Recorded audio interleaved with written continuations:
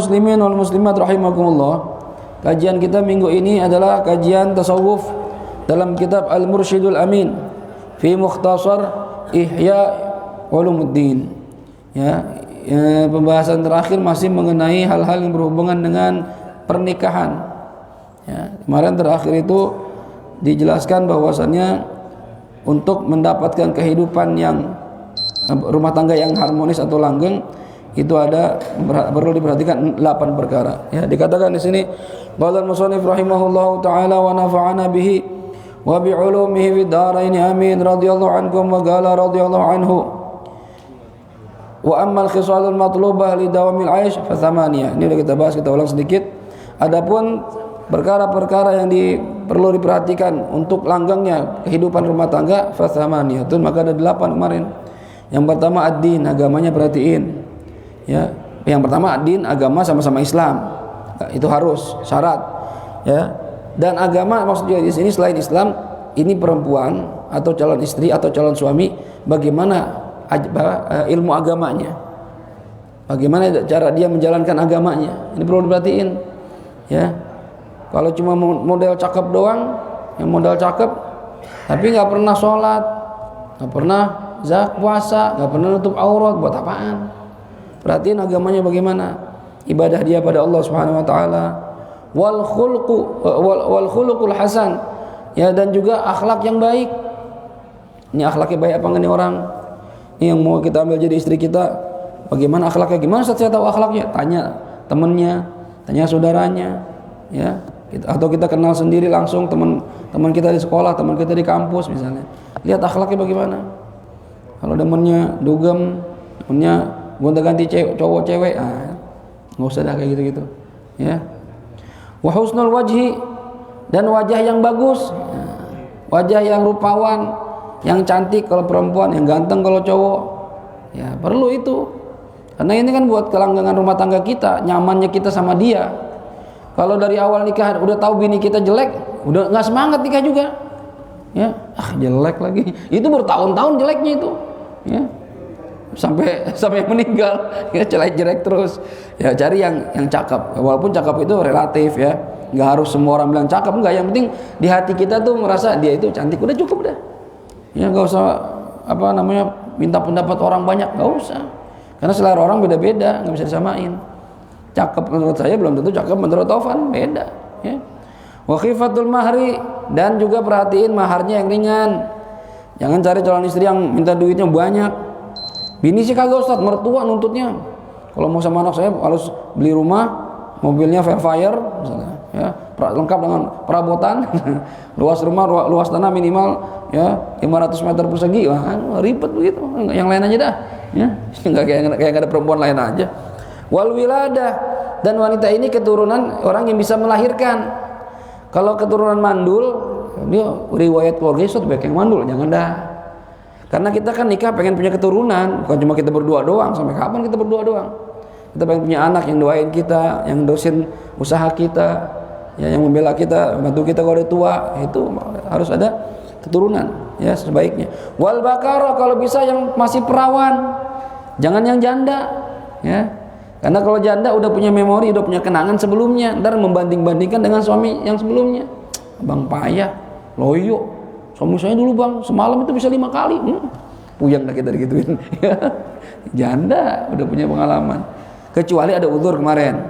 Misalnya kemaluannya lemah, tidak bisa menembus bakarah, menembus selaput darah. Cari janda nggak apa-apa. Atau misalnya yang kita perhatiin bukan jandanya, dia punya anak yatim Ustaz. Sian. Daripada anaknya terlantar, dia orang susah, saya nikah sama dia aja untuk membantu ekonominya. Boleh.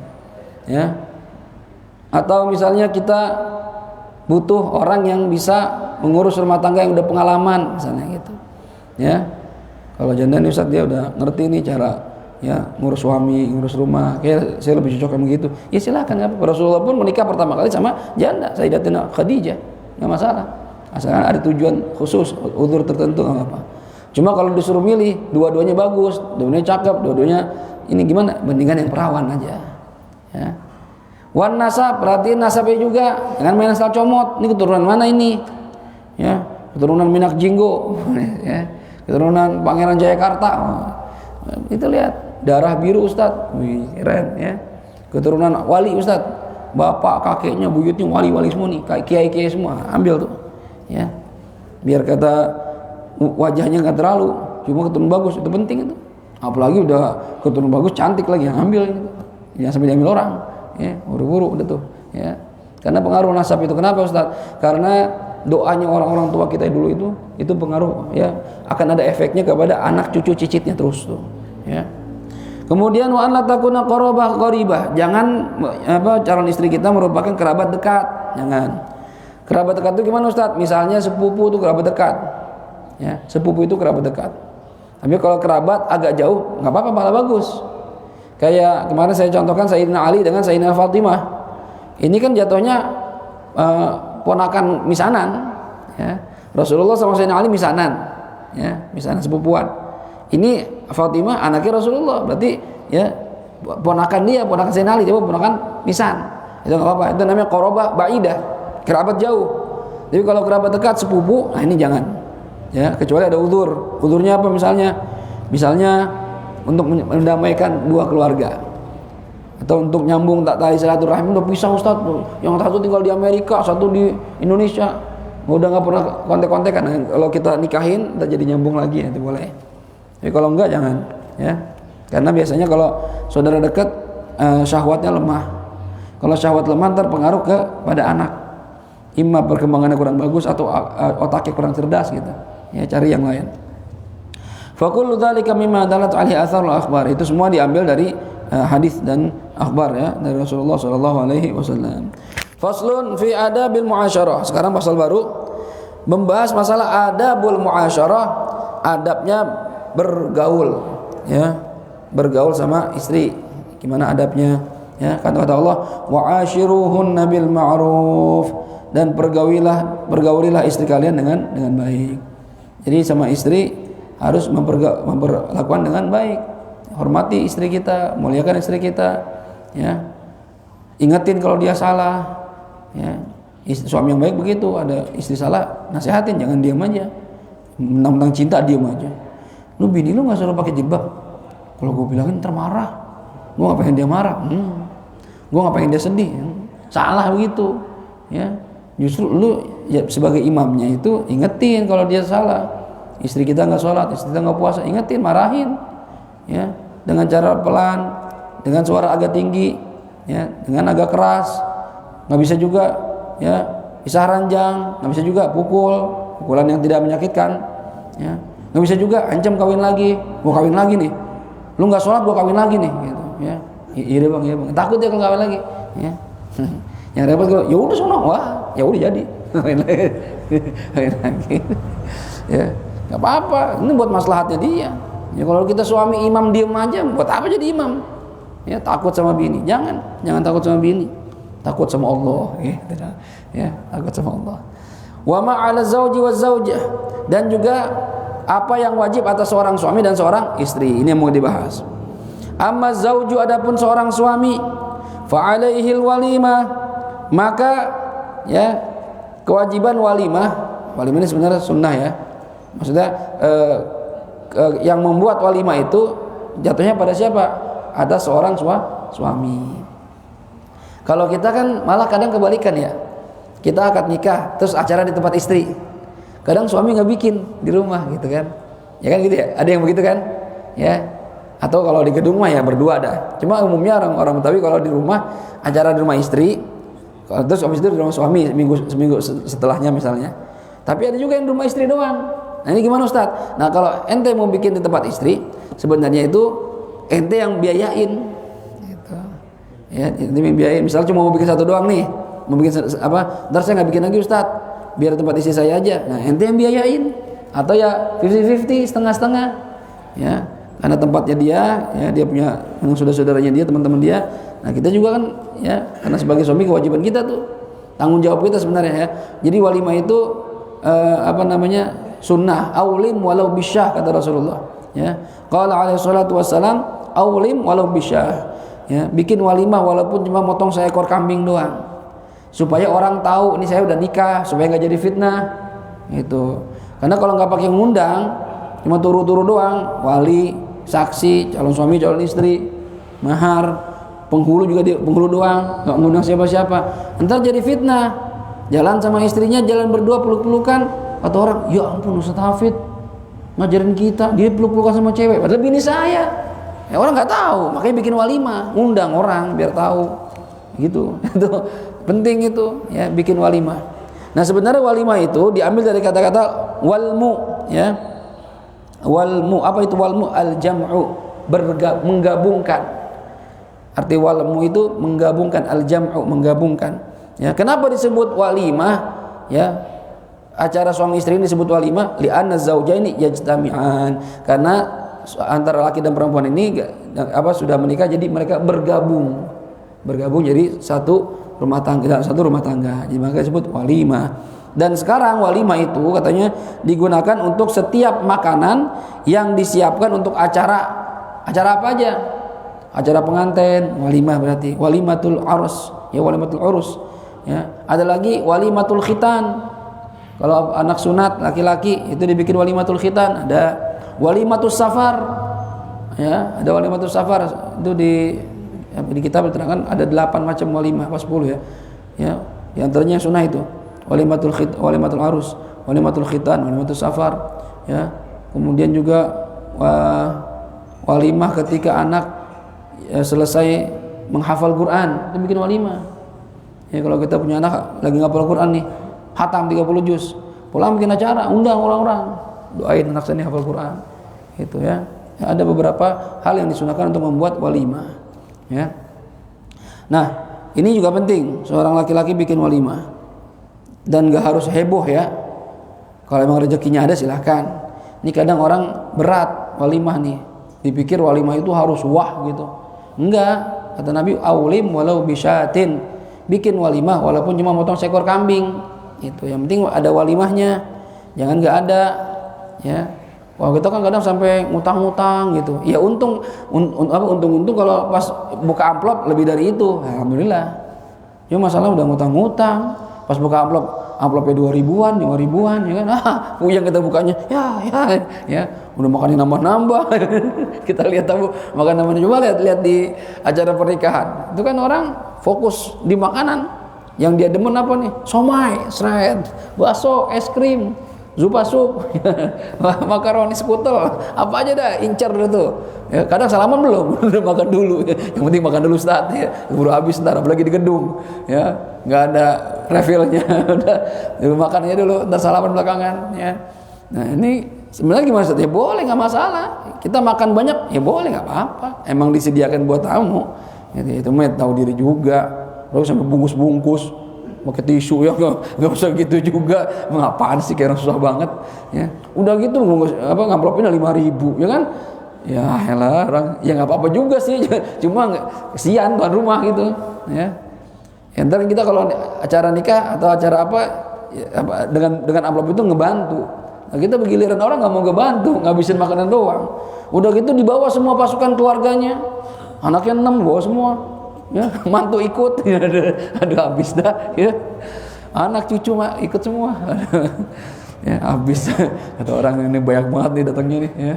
Amplopnya 1 lagi, ya. Wa alaihi husnul muasyarah, dan wajib bagi seorang suami pertama tadi walimah. Yang kedua wajib baginya memperlakukan istri dengan baik, ya, memperlakukan dengan baik. Dari mulai tutur kata sama istri yang ngomong yang baik. Cuma memang kebanyakan orang baiknya itu awal-awal doang, gitu. Mesra-mesranya itu awal-awal doang. Ntar giliran udah punya anak, bini udah capek, udah ya nggak kayak dulu cakepnya, udah mulai gendut, udah mulai bahasanya berubah tuh. Endut, ini bikin kopi. Aduh, ini jangan hadirin, ya. Itu bahasa yang baik itu termasuk muasyarah bil ma'ruf. Ya, panggilan yang dia suka. Ya, bebek, ayang gitu, dedek gitu. Apa aja yang disuka. Suami istri pun begitu. Manggil suami jangan panggil nama, ya. Kalau di Arab panggil nama, di Tarim itu panggil nama. Ya, saya waktu lagi di Tarim suka diundang sama orang tua angkat di sana gitu, ajak makan gitu, ya. Jadi pas lagi makan itu, kalau perempuan kan bawain minuman atau makanan nggak keluar ngadep kita, nggak, ditaruh di pintu, tok tok tok gitu ya. Ya, taruh pintu, jadi kita nggak lihat perempuan sama sekali. Itu bininya manggil suaminya, Umar, jahiz, Umar, jahiz, Umar udah siap gitu, maksudnya makanan udah siap gitu. Syahid jahiz. Mar, ente siapa Mar? Yang itu kan, hari mana? Manggil dia Umar gitu. Iya, emang kenapa? Di Indonesia, wah itu nggak bagus tuh, bukan akhlak yang bagus. Terus gimana Indonesia? Ya manggil kita, panggilan, misalnya apa, sayang, kakak gitu. Oh gitu ya di Indonesia. Ya di sana manggil Umar aja. Umar, Ahmad gitu. Kayak kalau kita punya bini orang sono, aduh, rasanya gimana gitu. Dipanggil Afid, sayang deh, sok ngomong bini. Cuma bagi mereka nggak biasa, tapi bagi kita nggak bagus begitu ya. Panggilan yang bagus ya. Kalau udah punya anak biasanya berubah tuh, abi, ayah gitu ya. Lalu awalnya manggil bebek, yang berubah jadinya gitu. Soalnya kalau tetap panggilan sayang, anak kita ngikutin, anak saya gitu ya. Si ayah Ara, kalau bunda manggil yang itu ngikutin ayang, manggil ayang juga anaknya ya, akhirnya manggil abi gitu ya, biar ngajarin anak bahasa, pakai bahasa yang indah lah ya, dari segi panggilan, cara ngobrol, wariayah, dan menjaga, memberikan perlindungan kepada istri. Jagain istri kita ya, ada orang macam-macam lawan, bini dicolek-colek diem aja ya, digangguin orang diem aja, ente laki apa bukan sih? Lawan itu ya, sabar aja Ustaz, saya latihan sabar. Ada waktunya sabar, ada enggak. Lebih ini udah colek-colek orang, sabar aja ya, lawan, gede banget Ustaz, lawan, mati ente, husnul khotimah ente, membela kehormatan ya, nggak apa-apa. Istri mau diperkosa, sabar bagaimana, lawan tuh, dibacok Ustaz, nggak apa-apa, mati surga ente, bela kehormatan istri ya, jaga dia. Dan dalam satu nuskah itu bukan riayah tapi du'abah itu ajak bercanda, bermain-main gitu. Jadi sama istri jangan serius mulu. Serius. Setiap ngobrol ngomongin keuangan rumah tangga, ngomongin pendidikan anak. Enggak pernah gitu bercanda sama istri. Nabi aja balap lari sama Siti Aisyah. Sama Siti Aisyah balap lari. Bercanda itu biasa. Ya, kritikin apa kayak ya. Tarik anduknya lihat mandi, bercandain aja gitu ya, sesekali boleh, jangan terlalu tegang, jangan terlalu kaku jadi orang ya, karena kadang wanita itu nggak cuma butuh materi tapi butuh perhatian gitu ya. Coba dah, kalau ente ngasih duit doang tapi ente nggak pernah peduli sama dia ya, nggak pernah ajak ngobrol, malas dia sama ente minta susah, minta jatah ya. Cuma kalau ente pinter muasyarahnya, ngobrolnya pinter tuh, kapannya dia siap ya, online terus, gak pernah offline gitu ya. Baik, wa husnus siyasah fil ghirah ya, dan pinter mengatur dalam masalah kecemburuan. Cemburu juga perlu diatur, jangan cemburu buta ya. Dia SMS WA malam-malam, kita harus curiga, lu selingkuh lu ya, jam 12 WA ya, masalah sama temennya, teman lama ya, jangan begitu, jangan terlalu cemburu yang kagak jelas ya. Sama perempuan juga sama suami begitu juga, jangan terlalu, bukan berarti nggak boleh cemburu ya, cemburu perlu, itu bentuk sayang. Kalau kita nggak cemburu aneh malah ya. Saya sering digituin, kamu nggak pernah cemburu Bang? Ya, cemburu gitu kan ya, kok nggak diem aja ya, ntar ada waktunya sebenarnya gitu ya, kamu gengsi banget gitu, nunjukin cemburu padahal kita cemburu juga ya, cuma nggak mau gegabah gitu ya. Itu udah marah-marah, tahu saudara dia ya kan, teman saudara saya Bang ini udah lama gak ketemu, saudara kita nggak tahu ya. Jadi boleh cemburu sebagai bentuk ya perhatian, bentuk sayang kita, cuma jangan keterlaluan ya, sampai akhirnya mau ngapa-ngapain dia susah. Bang mau ngaji ya, mau selingkuh lu ya, mau ngaji jadi semua. Bang belanja ke pasar, mau selingkuh lagi lu ya. Setiap pergi maunya selingkuh, pikirannya jelek aja, jangan.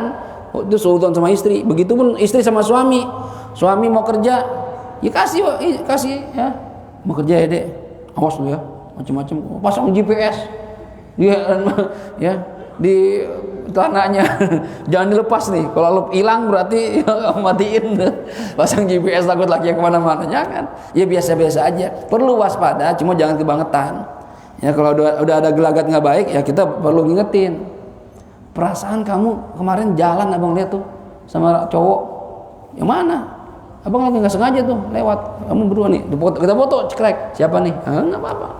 Apalagi ada laporan-laporan ya dari teman-teman kita ya, dari kenalan kita, kemarin bini lu jalan sama siapa, ini gua foto nih, ya, nggak apa-apa. Tabayun dulu, jangan langsung marah-marah. Tapi ini siapa deh? Tabayun tuh, ya. Apalagi kalau perempuan sering keluar rumah, perempuan karir, ya itu kan lebih rentan untuk berselingkuh.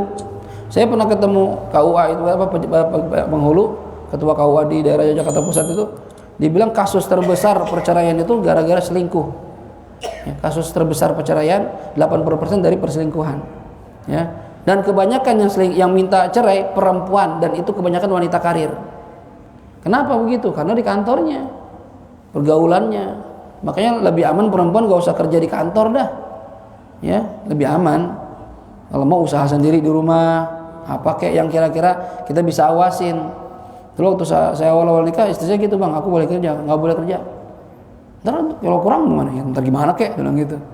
Enggak apa kerja? Ya, pertama bini saya cakep, ya kan. Yang kedua kalau kerja, wah, saya kagak tahu dia ngapain sama temennya. Pulang kerja dianterin, apa mampir dulu di mall, kafe, nggak tahu.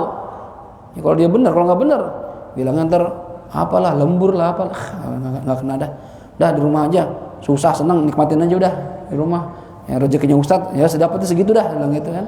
Kalau mau usaha silakan. Kalau usaha waktu dia ngatur, ya.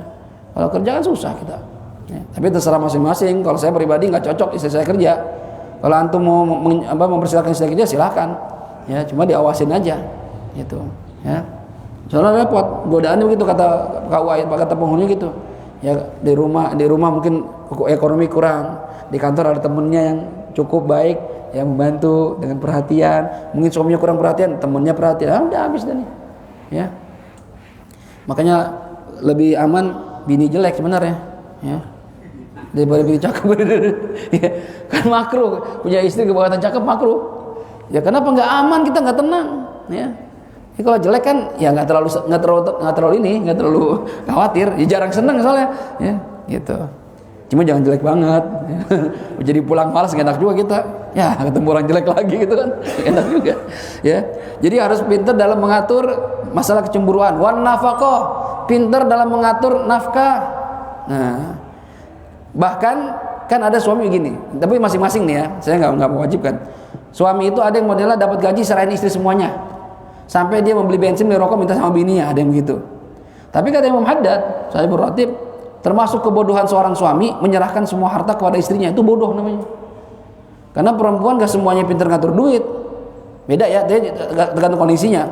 Kalau kita merasa kita ini boros, wah kalau saya megang Ustaz habis, Ustaz, hanya bisa sebulan udah habis, ya. Saya traktir teman apalah ini lain. Nah, mendingan bini yang pegang, ya, bini yang pegang. Makanya di kitab itu diterangkan suami laki-laki yang pelit itu nggak bagus, ya. Tapi kalau pelitnya pada perempuan, bini pelit bagus, gitu. Kenapa bini pelit bagus? Ya karena dia dengan sifat pelitnya, wah nggak pelit bagus, maksudnya itu lebih berhati-hati dalam mengatur keuangan rumah tangga. Ini perlu apa enggak, gitu. Ya. Ini kalau laki-laki megang duit habis mulu, tertraktir, ngerokok, membasuh apalah, ya. Bares orangnya. Nah, jadi kan kata Imam Haddad itu, kalau suami menyerahkan semua keuangan ke pihak perempuan termasuk bentuk bodohnya seorang suami. Jadi kita ini ya minimal punya duit sendiri di dompet itu, ya, di minimal gopay 1 juta ada. Jadi nggak susah-susah banget, ya. Ini kadang, Dek, duit dong. Buat apa? Beli rokok mulu. Mau beli rokok sebelum pakai dimarahin dulu. Ini duit kita, ya kan? Kita yang nyari pakai dimarahin, kan aneh, kesian amat, ya. Mau beli rokok aja dimarahin, jangan, biasa aja. Nih ya, gua kasih segini nih, lu atur dah tuh, sisanya kita pegang, gitu, nggak apa-apa. Paham kira-kira? Ya, kita berkirain kira-kira cukup berapa nih sebulan, atau pokoknya belanja bulanan udah siap nih ya, beras, minyak sebulan udah cukup dah. Lagi kira-kira buat make up, buat apa? Nah cukup, udah selesai, sisanya kita pegang, ya. Apa-apa. Ini kadang punya duit mau ngasih orang tua aja, mau ngasih emaknya nggak bisa. Dek, duit dek 200 buat apa? Mau ngasih mama? Mau ngasih mula, atau kita kurang? Diatur sama dia lah duit kita. Ya, jangan begitu. Bahkan termasuk orang yang dibenci sama Allah, lebih mengutamakan istri dibanding ibunya sendiri. Waduh, ya, hati-hati tuh. Gara-gara bini jadi pelit sama orang tua. Jangan, ya. Jadi pintar ngatur nafkah. Jangan berlebihan, jangan juga terlalu apa kekurangan, duit ada, makan tahu tempe toge, anaknya kurus kering gitu. Ya, duitnya ada, kasih apa kayak sekali-sekali ya, boleh makan ayam, boleh sekali makan daging kambing, boleh beliin. Ya cuma jangan jor-joran mulu. Oke, kita nggak mau tahu, pokoknya tiap hari harus makan steak. Ya, duitnya habis ya. Boleh nggak Ustaz sekali-sekali ajak jajan makan yang tempat enak? Ya boleh, nggak apa-apa ya, kalau ada rezekinya. Ya nggak apa, memang nafkah yang paling bagus itu ya kita keluarkan buat keluarga kita, itu pahala paling gede. Jadi kalau sama istri sama anak nggak apa-apa, sekali-sekali kita ajak makan tempat enak gitu ya, itu penting tuh ya. Tapi jangan terus-terusan, tergantung ekonomi lah masing-masing lah ya. Kan orang bosan juga di rumah mulu ya, biar kata makan enak ya bosan, ingin suasana beda.